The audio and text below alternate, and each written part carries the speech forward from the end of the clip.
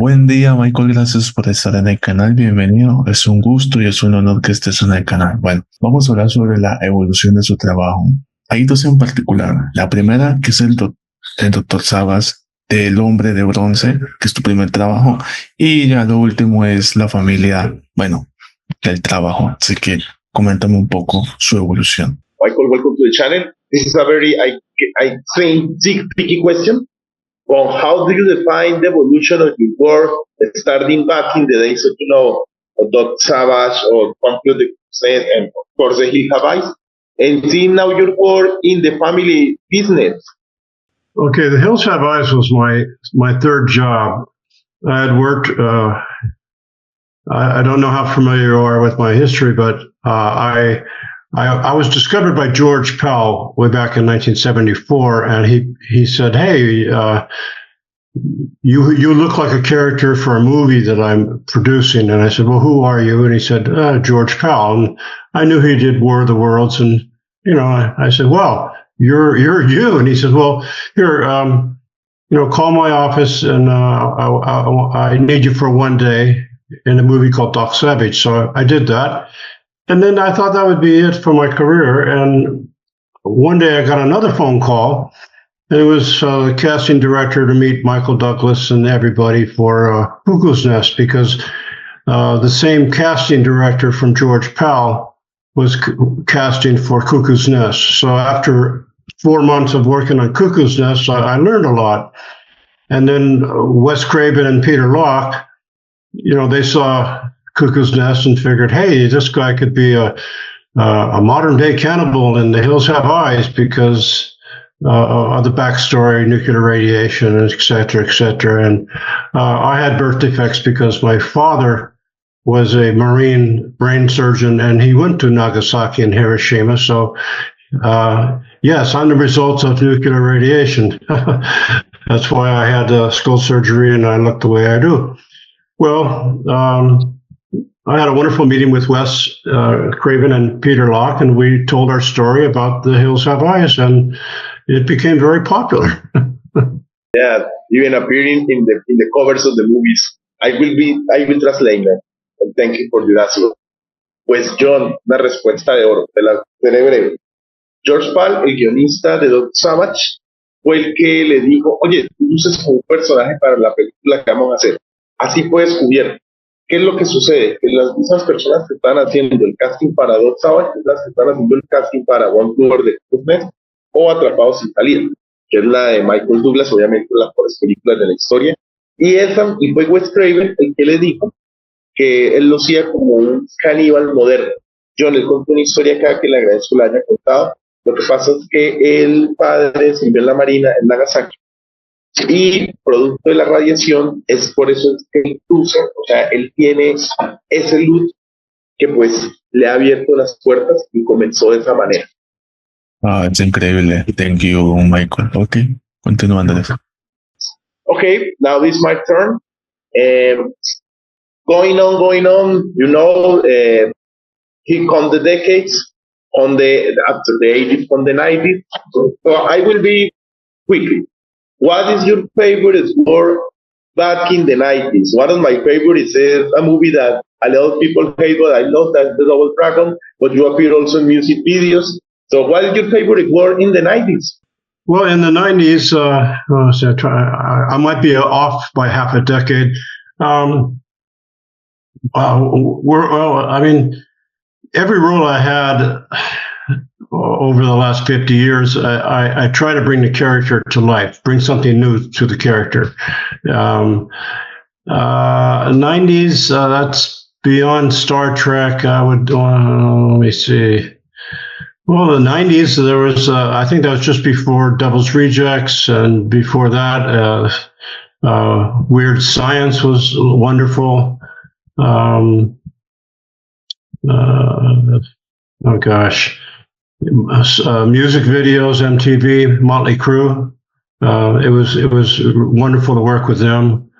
The X-Files, of course, was what I appreciate in art is a good material, good storytelling, a good crew, people with no egos. I don't have any patience for. You can be famous, rich, or a box office sensation, but if you can't behave around people on the set, in my opinion, you're not very professional and you're not appreciated. So I've worked with some wonderful, wonderful people. Occasionally, you run across a few idiots, and um, if I see inappropriate behavior, I call it out. I don't care who you are. But basically, I like I like to play against type. A lot of times they go, "Oh, he's a scary guy. He can be a scary guy." Well, sometimes I can be heroic or comedic. One movie that comes to mind is The Voyage of the Rock and Roll Aliens with Pia Zadora. It's a music. It's a musical film. If you haven't seen it, I recommend it. You'd have a lot of fun with it. So every part is unique. Every part is a lot of fun. Some are a little higher than others. How was working with Rob Zombie, man? The Devil Project. Tell me more. And the Lords of Salem. Rob Zombie. Well, I remember getting the phone call from my manager saying, "Hey, you're going to work on a movie with a director named Rob Zombie." And I go, "Oh, that could be an interesting person." Yeah, he's very knowledgeable about film. He's a good artist. I got to work with friends of mine, Bill Moseley and Sid Haig. He's sorely missed. As a matter of fact, this coming weekend in Michigan, we're going to have a reunion, the 20th anniversary of the Devil's Rejects at a little Halloween store. So that's kind of fun. You never know what project you work on, if it's going to take off and be super popular with the fans. It's always kind of fun to wait and see. In the meantime, I was impressed with Rob Zombie's professional demeanor. He does his homework. He knows what he needs, and he's a good storyteller. So it's great to work with him. Very nice. I will tell John before I translate that he uploaded this interview before the reunion, and it will be a great way to celebrate. And I will translate. Yeah. Pues John, vas a estar feliz. No me gusta darte órdenes, pero sí súbela cuanto antes. Ahí en que viene la otra semana, John. Aniversario, fiesta aniversario, obviamente con los miembros del elenco de Rebel Rejects. Imagínate, de los rechazados del demonio. Buenísimo. Esto, te cuento rápido. Aproveché y le pregunté porque para ti era muy importante que hablara. Roxon dice que no es profesional, que obviamente ahí trabajó con grandes amigos, actorazos, ¿no? Mosley, Hey. Dice que de los proyectos él le gusta él ve el valor artístico. Dice que le gusta trabajar en los videos musicales de Mythic. Doy un dato, ¿no? Él trabajó con Albur en el Without Me de Eminem. Esto no lo mencionó, pero dijo que una de sus películas favoritas y que recomienda es una película que hizo con Pia Zadora, que es musical. Él dice que no le importa, si no sé, si son millonarios, lo que sea, lo que le importa es que no haya negro. Que cuando él ve que en los sets, porque él dice que hay unos sets que han sido complicados, que hay ese tipo de comportamiento que él lo hace saber. Él dice que juega siempre contra el personaje, porque él dice que muchas veces le da el papel de malo, pero a veces le gusta cuando da el papel de héroe. Y nada, no voy a decir que esto se le gustaban a él, así te lo digo. Obviamente los expedientes secretos, imagínate. Obviamente la de Star Trek. Y nada, pues ahí nos dio gusto con la de Roxon. Continúas. Buenísimo. Bueno, ahí también hay que destacar hay dos producciones muy buenas para Michael, que es el tema de Smash Coach, que fue dirigido por Lee de Marbre, y también está la de Hell's Kitty. Bueno, en esas dos películas fueron protagonizadas por estrellas de cine por adultos. En el más con Sacha Grey y en el otro es Nina Hartley. Entonces, ¿cómo es la experiencia ya en estas cintas independientes? Okay, our friend Lee de Marble was here on the channel. So John is asking you about working, not only being directed by him on Smash Cut, but also he asked you about Hell's Kitty, because these movies are the protagonists, the main characters, are actresses that came back from the adult film cinema. So how was working in these movies? Very, very crazy movies. Smash Cut and Hell's Kitty. Oh, Smash Cut. Oh, my gosh. I know. Okay, I see.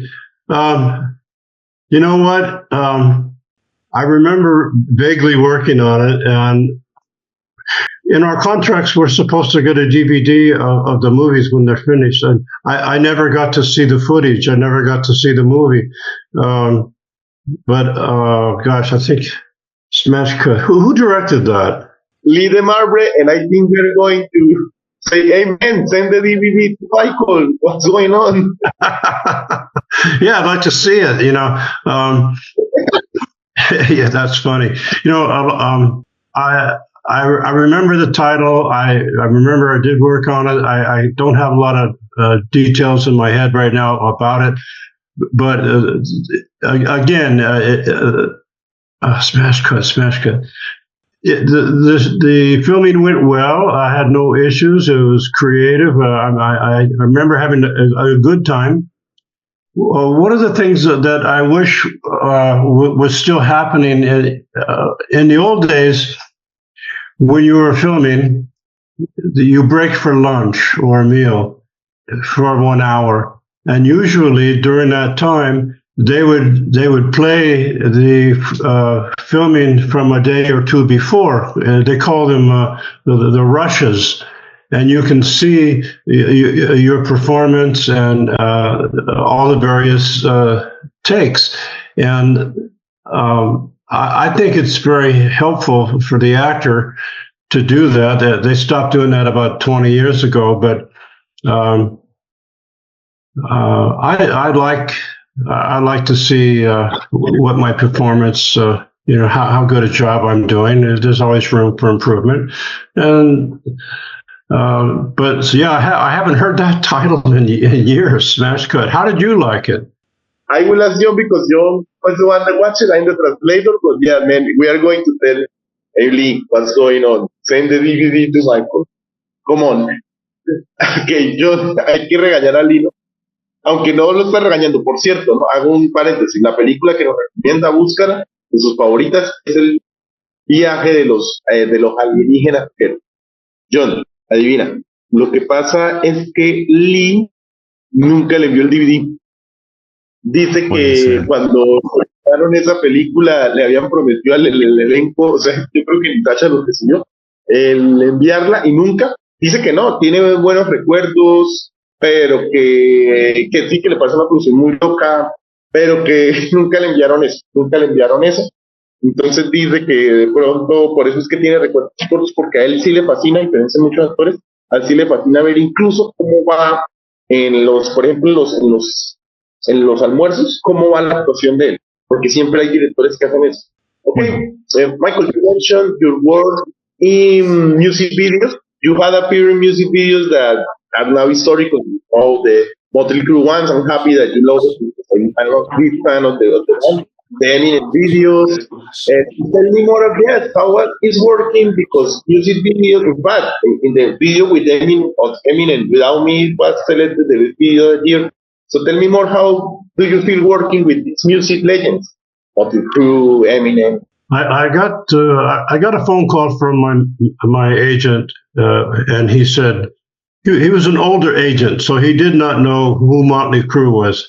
I was in high school in the 60s, went to college in the 70s, so I knew all the classic the bands, the Byrds, the Beatles, Bob Dylan, Joni Mitchell, etc., Led Zeppelin, you name it. Okay.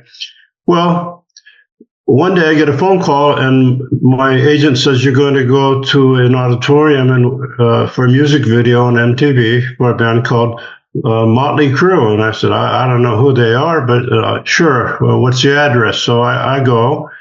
And they were very, very, they're nice, a lot of fun.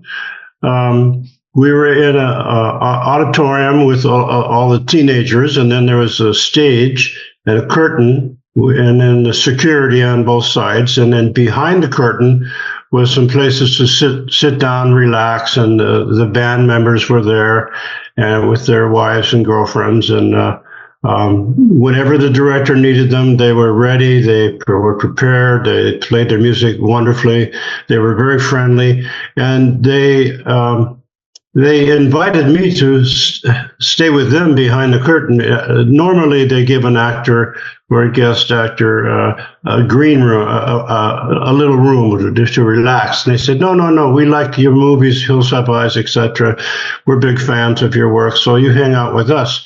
And I'll be very honest with you. I had a friend who I told him I needed him to drive me to the location because I knew, being in a rock and roll band, they'd probably have some alcohol. Anyway, they did. They had, when I went backstage, they had these galvanized buckets filled with ice, two of them, big ones, filled with ice, and probably, no joke, about 2 cases of Corona beer, and they also had a couple. Yeah, it's good cerveza. I like Bohemia better, actually, to be quite honest. And then they had a couple fifth bottles of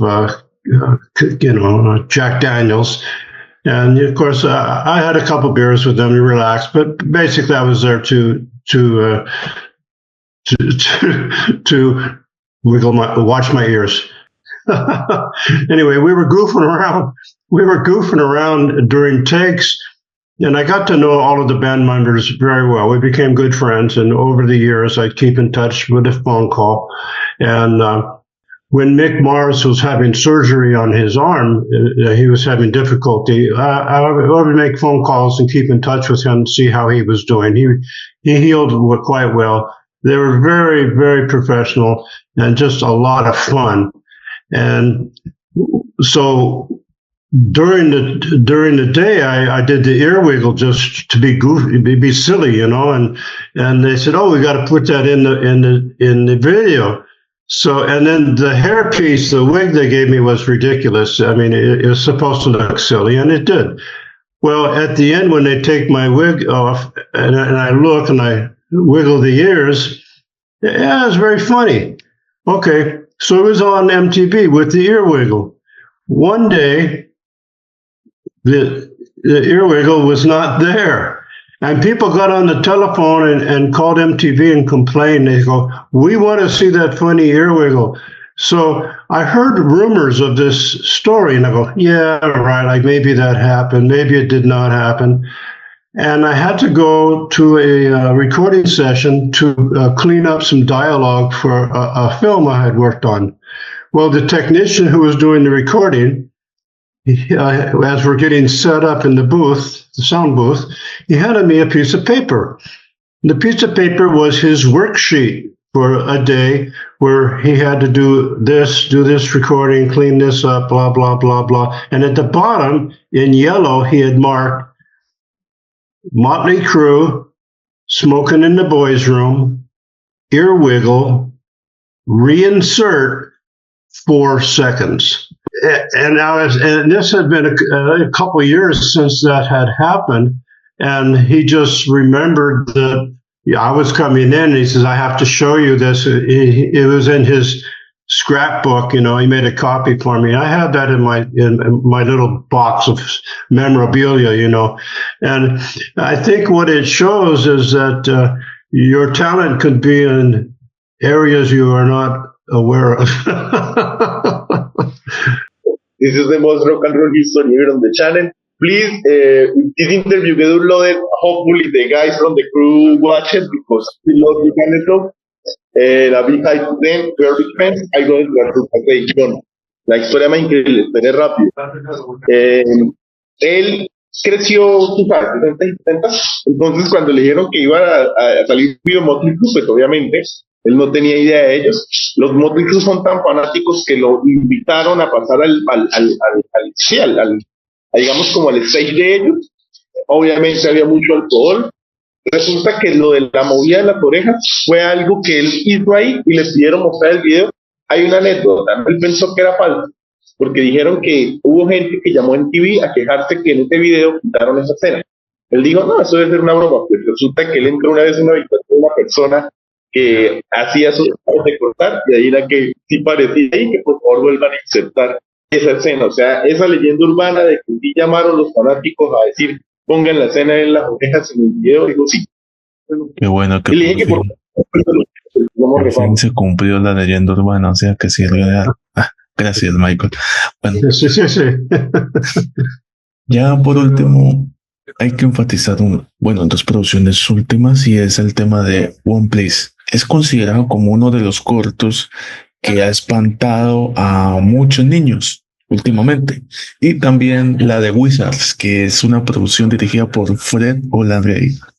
This is about two productions.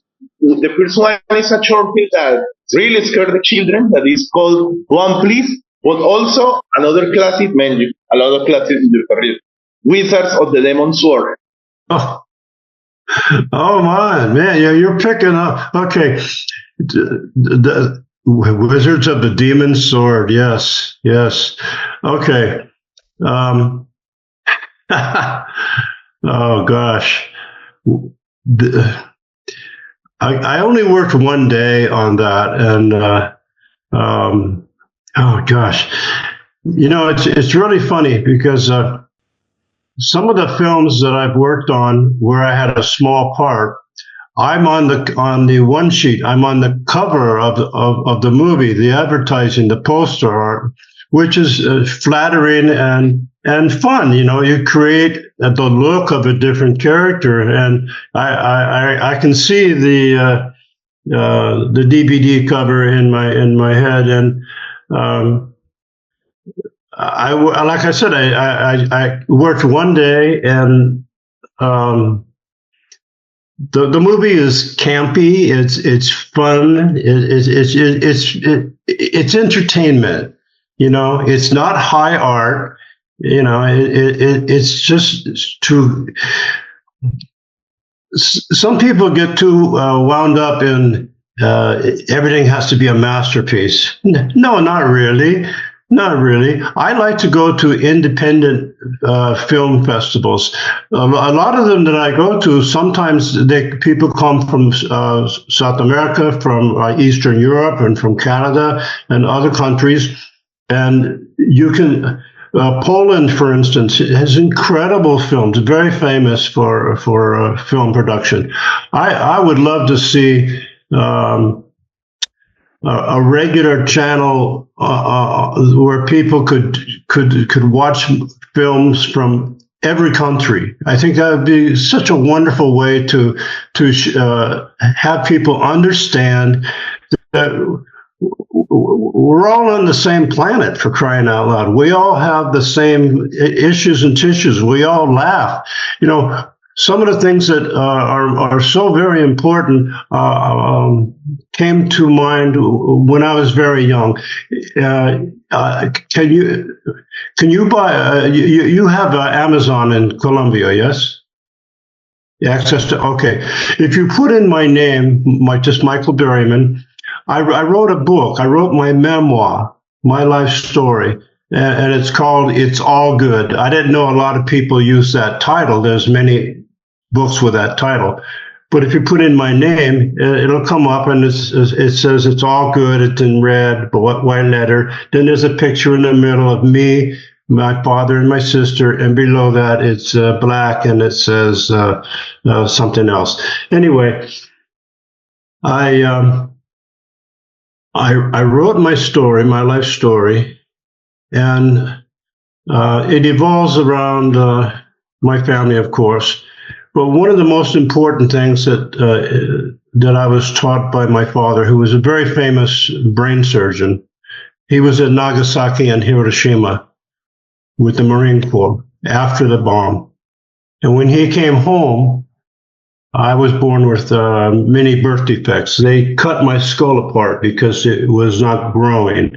My father one time told me, he looked at my report card and he said, "You can get better grades. You have a good brain. I seen it."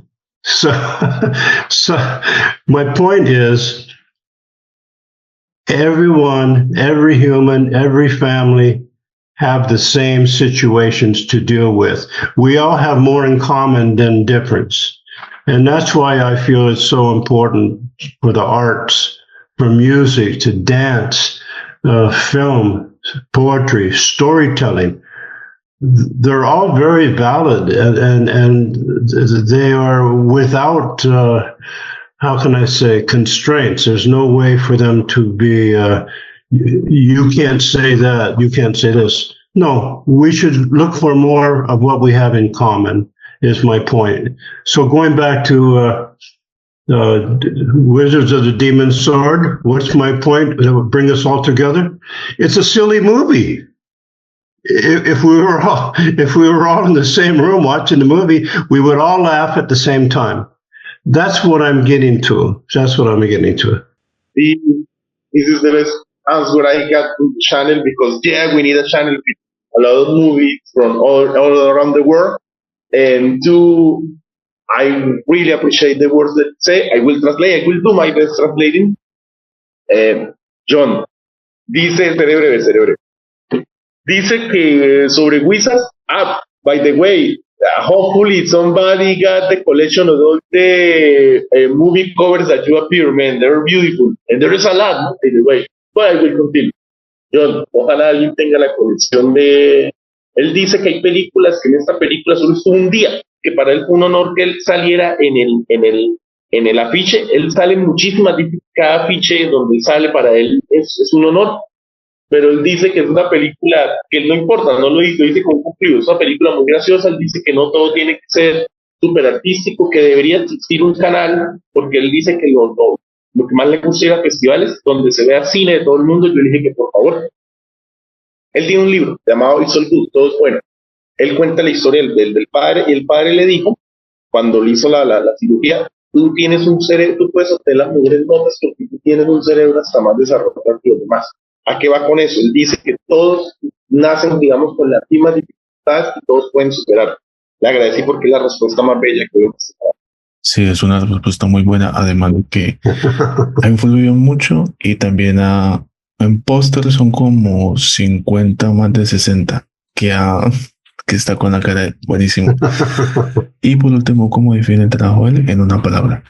And as John always said, try to define your career, your audience work in one word. Good. That's a good question. Okay, give me a moment. I've narrowed it down to 2 words. I'm working on the one. Hang on. I would have to say revealing.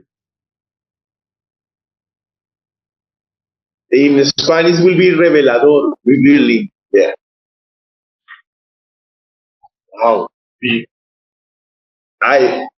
That's a really tricky word. Yeah,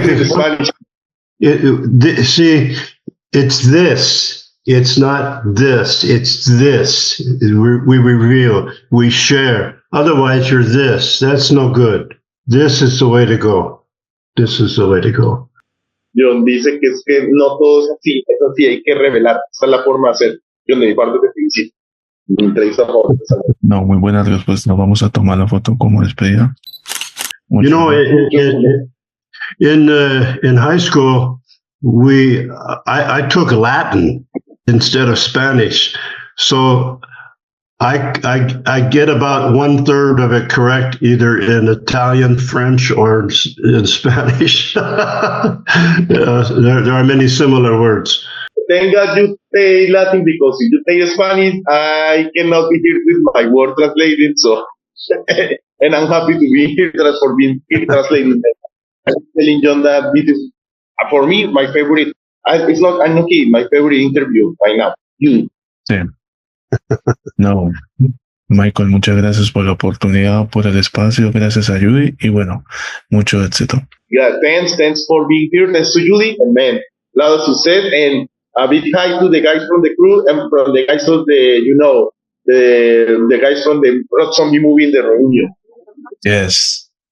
Mucho gusto. Live long and prosper. Thank you very much, guys. I really appreciate it. And get some sleep. It's probably, what time is it where you are? No, here is just, I don't know, what is mediodía, midday? No. Before, yes, bit sun on the sky, man.